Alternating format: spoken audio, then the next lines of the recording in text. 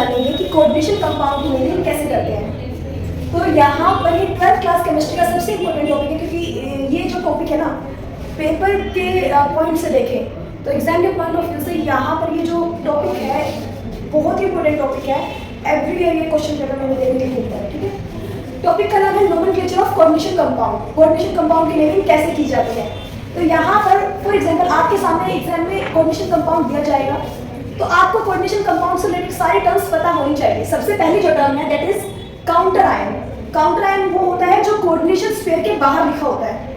वो right hand side या left hand side लिखा होगा, उसको बोलेंगे काउंटर आयन। इसके बाद कोऑर्डिनेशन स्फीयर स्टार्ट हो जाता है। जो स्फीयर ब्रैकेट होती है इसको बोलेंगे कोऑर्डिनेशन स्फीयर। बाद में यहाँ पर स्मॉल ब्रैकेट के अंदर लीजेंड होता है, इसको लीजेंड बोलते हैं, जो सेंट्रल मेटल एटम को lone pair of electron donate करता है। सेंट्रल मेटल एटम कौन है? This ion. यहाँ पर ये जो आयरन है ये as a central metal atom काम करेगा, जो कि लीजेंड के साथ कनेक्ट होता है। इसको बोलेंगे सेंट्रल मेटल एटम या फिर आयन। तो यहाँ पर कोऑर्डिनेशन कंपाउंड से रिलेटेड टर्म्स थी। अब जब इसकी हम नेमिंग करते हैं तो कुछ आईपीएससी नेमिंग के रूल्स होते हैं, वो हमें पता होने चाहिए। तो सबसे पहला जो रूल है दैट इज जब भी हम नेमिंग स्टार्ट करेंगे तो हमें देखना है जो काउंटर आयन है वो कैटायन है या एनायन है। सबसे पहला रूल, अगर कोई भी काउंटर आयन एनायन होगा, अब यहाँ पर इसके अंदर जो पोटेशियम है ये क्या है? ये कैटायन है। क्या है? कैटायन। कैटायन किसको मतलब यहाँ पे पॉजिटिव चार्ज है, ठीक है, पोटेशियम के ऊपर। तो जब भी काउंटर आयन हमारा, पहला रूल होता है जब भी हमारा काउंटर आयन पॉजिटिव होगा तो उसका नेम सबसे पहले लिखा जाएगा। और जब हम उसका नेम सबसे पहले लिखेंगे तो हमने वो नेम स्मॉल लेटर से स्टार्ट करना है। तो कैसे लिखेंगे? पोटेशियम। इसके बाद हमने देखना है हमारे लीजेंड। लीजेंड क्या है हमारा? साइनाइड। Cn यानी कि साइनाइड। अब साइनाइड के कितने नंबर हैं? 6। तो 6 को क्या बोलेंगे? हेक्सा। क्या बोलेंगे? Hexa cyanide. अब देखो काउंटर आयन भी हमने लिख लिया है, साइनाइड की वैल्यू भी हमने लिख ली है, हेक्सा साइनाइड। इसके बाद हमने क्या लिखना है? सेंट्रल मेटल एटम का नाम। सॉरी, सेंट्रल मेटल एटम क्या है हमारा यहाँ पर? तो यहाँ पर है आयरन। तो हमने यहाँ पर एक और रूल मैं आपको बताना चाह रही हूँ। अगर हमारा काउंटर आयन कैटायन है, यानी कि काउंटर आयन अगर हमारा पॉजिटिव है, ठीक है, कैटायन है, तो यहाँ पर ये जो फेरिक है, यहाँ पर फेरिक को हम लिखेंगे फेरेट। क्या लिखेंगे? फेरेट। तो अब यहाँ पर एक आपको पता लगे किस वजह से आया है। उसके बाद लास्ट में जब भी हम सेंट्रल मेटल एटम का नाम लिखते हैं ना, लास्ट में हमने ऑक्सीडेशन नंबर डालना है। किसका? सेंट्रल मेटल एटम का। तो यहाँ पर सेंट्रल मेटल एटम का जो ऑक्सीडेशन नंबर होगा वो 3 होगा, और वो हमेशा रोमन नंबर में ही लिखा जाएगा। ठीक है, अब आप मुझसे पूछोगे कि मैम आपने ये ऑक्सीडेशन नंबर कैसे निकाला कि 3 ही होगा, आपको कैसे पता? तो ऑक्सीडेशन नंबर निकालने के लिए मैं आपको बता देती हूँ।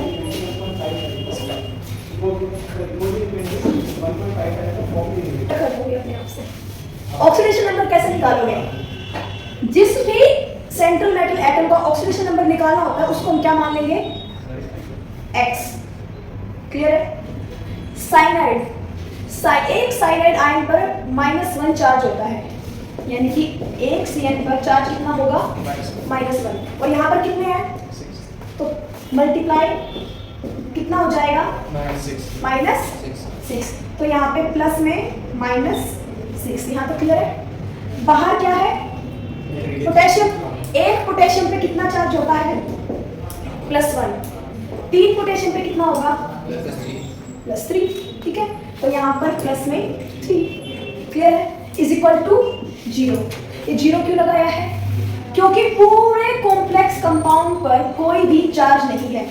यहाँ पे अगर कोई चार्ज होगा तो हम यहाँ लिखेंगे, लेकिन अगर यहाँ पे कोई चार्ज नहीं है तो हम यहाँ क्या लिखेंगे? 0। क्लियर है? ऑक्सीडेशन नंबर निकालना सिखा रही हूँ। तो यहाँ पर x की वैल्यू निकालेंगे तो क्या आएगी? x की वैल्यू 6 - 3 +3। ठीक है, ये +3 किसकी वैल्यू आ गई? Oxidation number of central metal atom. -6 +3 -3 आया, ठीक है, x के इधर जाएगी वैल्यू, ये x से इधर जाएगा तो +3 नहीं हो जाएगा, नहीं है ऐसे आगे, ठीक है। तो यहाँ पर क्या आ गया 3 ऑक्सीडेशन स्टेट। तो ये जो 3 लिखेंगे हम, ये रोमन नंबर में लिखेंगे, किसमें, रोमन नंबर में, याद रहेगा। आगे कोऑर्डिनेशन कंपाउंड। अब तो जैसा कि पहले केस में मैंने आपको कोऑर्डिनेशन कंपाउंड के नेमिंग में बताया था कि जब भी हम नेमिंग करेंगे तो हमने देखना है कि कोऑर्डिनेशन स्फीयर के बाहर कोई काउंटर आयन प्रेजेंट है या नहीं है। अगर काउंटर आयन प्रेजेंट है तो हमने देखना है वो कैटायन है या एनायन है। तो जैसा कि पहले केस में हमने देखा था काउंटर आयन हमारा क्या था, कैटायन था, जो कि पॉजिटिव चार्ज कन्वेयर करता था। दूसरे केस में हमने देखा है यहाँ पे क्लोरीन प्रेजेंट है, जो कि एक एनायनिक काउंटर आयन है, ठीक है। ये काउंटर आयन कैसा है, एनायन है। तो जब भी हमारा काउंटर आयन एनायन होगा तो उसका नेम लास्ट में लिखेंगे हम, और अगर कैटायन होगा तो सबसे पहले, एनायन होगा तो सबसे लास्ट में। तो फिर अब यहाँ पे शुरुआत किससे करेंगे, लीजेंड से। लीजेंड के नंबर कितने हैं, 4। तो क्या लिखेंगे सबसे पहले, बोलो, टेट्रा एक्वा। गुड। तो यहाँ पे लिखेंगे टेट्रा। वाटर मॉलिक्यूल को क्या बोलेंगे, एक्वा। तो यहाँ पे लिखेंगे एक्वा। यहाँ पे मैंने तुम्हें पहले भी बताया था कि जब भी हम नेमिंग लिखते हैं तो हमने जो लेटर लिखना है वो स्मॉल लेटर से स्टार्ट करना है, ठीक है। कैपिटल लेटर में हम नेमिंग स्टार्ट नहीं करेंगे, हम स्मॉल लेटर में ही लिखेंगे, ओके। तो यहाँ पे टेट्रा एक्वा हमारी लीजेंड की नेमिंग हो गई। उसके बाद हमने देखना है लीजेंड के बाद सेंट्रल मेटल एटम को, ठीक है। सेंट्रल मेटल एटम क्या है, क्रोमियम। क्या है, क्रोमियम। तो हम क्या लिखेंगे यहाँ पे, क्रोमियम।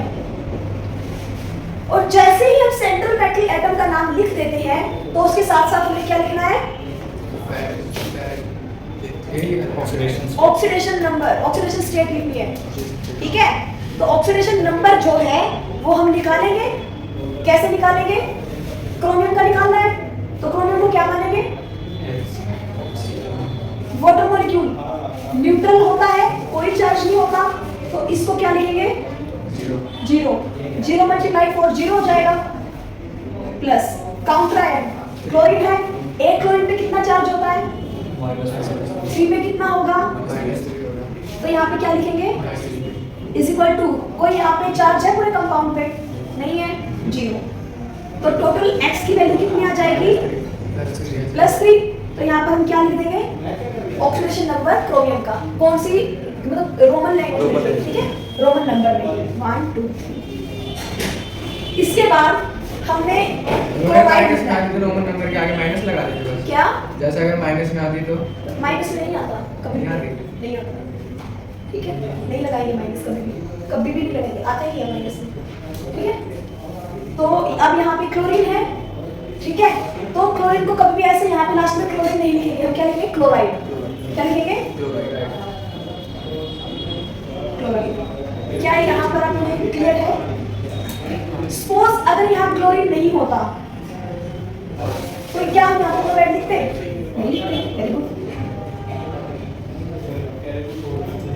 तो यहाँ पर चार्ज के ऑक्सीडेशन नंबर कैसे निकालते हैं, 0 ही आता है। 0 कैसे आता, क्लोरीन हट गया ना, कैसे आता, CR X हो गया और ये वाटर का 0 हो क्रोमियम गया। के, क्रोमियम का ऑक्सीडेशन स्टेट क्या होता है, +3। हाँ ये न्यूट्रल लगता हाँ, ठीक है, +3 होगा। और यहाँ पे +3 नहीं है, यहाँ पे हमने CH3 लगा दिया तो कोई भी चार्ज नहीं होगा, +3 यहाँ पे क्लियर है। अब एक मैं आपको एग्जांपल दे रही हूँ, ठीक है, वो आपने खुद से सॉल्व करना है। अब इस कंपाउंड का नेमिंग स्टार्ट करेंगे। हमने सबसे पहले देखना है कि कोऑर्डिनेशन स्फीयर के बाहर काउंटर आयन प्रेजेंट है या नहीं, काउंटर आयन है। फिर हमें देखना है कि जो काउंटर आयन है ये कैटायन है या एनायन है। क्या है ये, एनायन। क्या है, एनायन। एनायन पे नेगेटिव चार्ज होता है, कैटायन पे पॉजिटिव चार्ज होता है, ठीक है। फिर बताओ लर्न करने की, एनायन ए से स्टार्ट हो रहा है, ए मतलब एडिशन, एडिशन का उल्टा लेंगे नेगेटिव। कैटायन कटिंग, ठीक है, लेकिन इसका उल्टा ऐड होगा, ठीक है। तो एनायन है तो नेगेटिव चार्ज, और एनायन जब भी होगा उसका नेम कब कहाँ लिखेंगे, सबसे लास्ट में। अगर यहाँ पे कैटायन होता तो सबसे पहले लिखते, लेकिन एनायन है तो सबसे लास्ट में लिखा जाएगा। इसके बाद हमें सीधा कहाँ जाना है, लिगेंड पे। ठीक है, अब हमारा लिगेंड जो है उसके नंबर देखने हैं, कितने नंबर ऑफ लिगेंड है 2, तो हम क्या लिखेंगे, डाई। क्या है, अमाइन, डाई अमाइन। फिर उसके बाद लिगेंड के बाद हमें क्या देखना है, सेंट्रल मेटल एटम। क्या है, प्लेटिनम, प्लेटिनम। उसके बाद हमें क्या निकालना है, ऑक्सीडेशन नंबर। कैसे निकालेंगे, प्लेटिनम का निकालना है, एक्स मान लेंगे, NH3 जो होता है न्यूट्रल मॉलिक्यूल होता है, 0 × 2 0 प्लस क्लोरीन, एक क्लोरीन पे एक -1, तो 2 क्लोरीन पे -2, कोई चार्ज है पूरे कंपाउंड पे तो 0। ठीक है, अब क्या आ गई एक्स की वैल्यू +2, तो यहाँ पे प्लेटिनम का ऑक्सीडेशन नंबर क्या लिखेंगे, 2 रोमन में। ठीक है, उसके बाद कॉम्प्लाइड देंगे सबसे लास्ट में। क्या है कॉम्प्लाइड, क्लोराइड, ये हमारा है। ठीक है,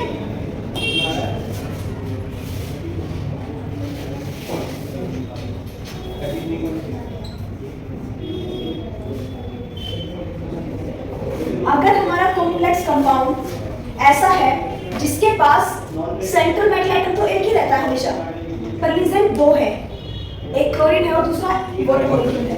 ठीक है, तो हम नेमिंग कैसे करेंगे, काउंटर आयन तो यहाँ पे प्रेजेंट नहीं है।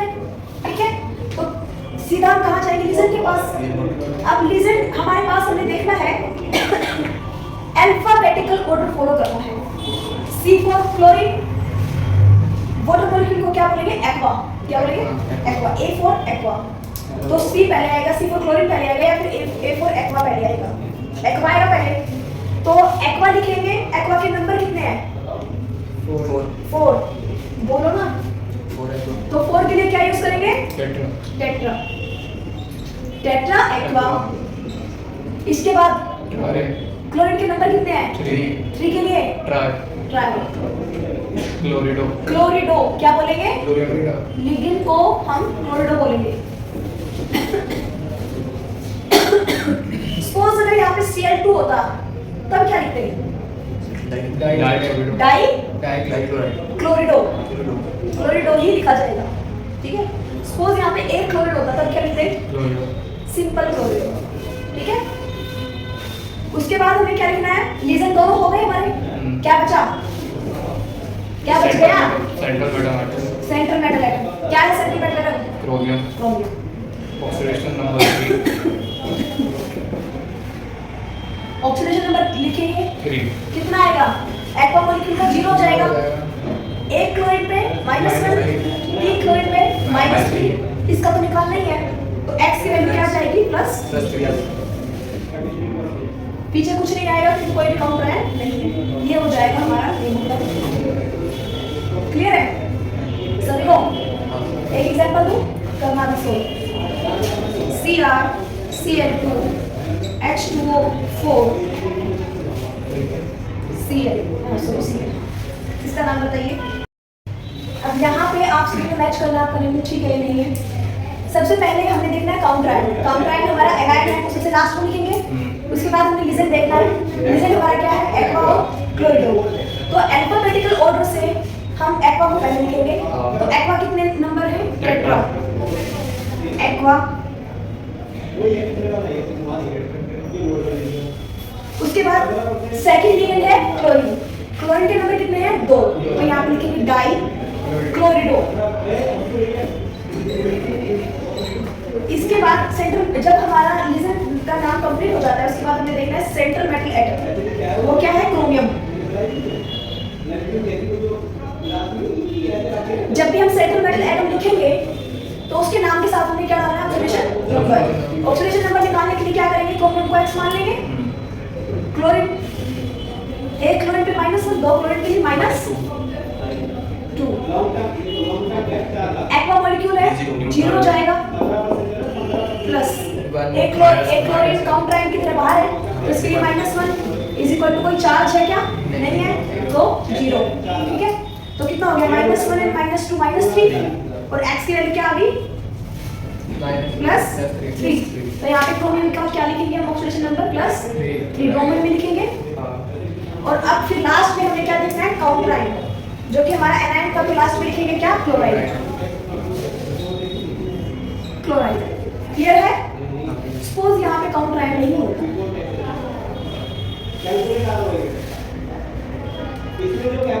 यहाँ पे मैंने लगा दिया चार्ज। अब ऑक्सीडेशन नंबर कैसे निकालेंगे? इसको क्या करेंगे? इसको x ले लेंगे, ये माइनस 2 ले माइनस आएगा, तो ये 0 हो जाएगा और इक्वल्स टू 1 करेंगे, यहाँ पे कुछ है? नहीं है। कुछ नहीं है। इज इक्वल टू +1 +1 चार्ज है ना?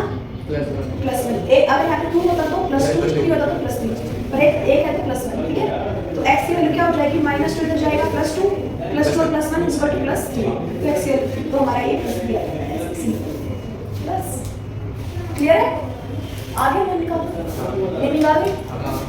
ये तो तब है अगर आपको यहाँ पर केमिकल फॉर्मूला गिवन है तो आप ऐसे नहीं लिखोगे, लेकिन कई बार एग्जामिनर क्या पूछ लेता है, डायरेक्ट वो नेमिंग दे देता है और बोलता है केमिकल फॉर्मूला है, तो इससे ये निकालना भी आपको आना चाहिए। तो उसके लिए आपको क्या करना पड़ेगा? सबसे पहले आपने देखना है यहाँ पर सबसे आगे आपने देखना है लीजेंड। लीजेंड क्या है? टेट्राएड, आप ऐसे डालोगे H2O4। उसके बाद आपने देखना है ट्राइक्लोरिडो। क्लोरिडो है यानी क्लोरिडो किसके अंदर है? स्फीयर के अंदर है। क्लोराइड होता तो बाहर होता, लेकिन क्लोरिडो है तो और कितना है? ट्राई, क्या लिखेंगे? Cl3। क्रोमियम है यानी कि सेंटर में एटम Cr है। ऑक्सीडेशन नंबर कितना है? 3 है, तो 3 निकल के आ रहा है ना, ये 0 हो जाएगा, ये हो गया। और उसके बाद कुछ है? नहीं है, तो ये हो गया हमारा कॉम्प्लेक्स नंबर।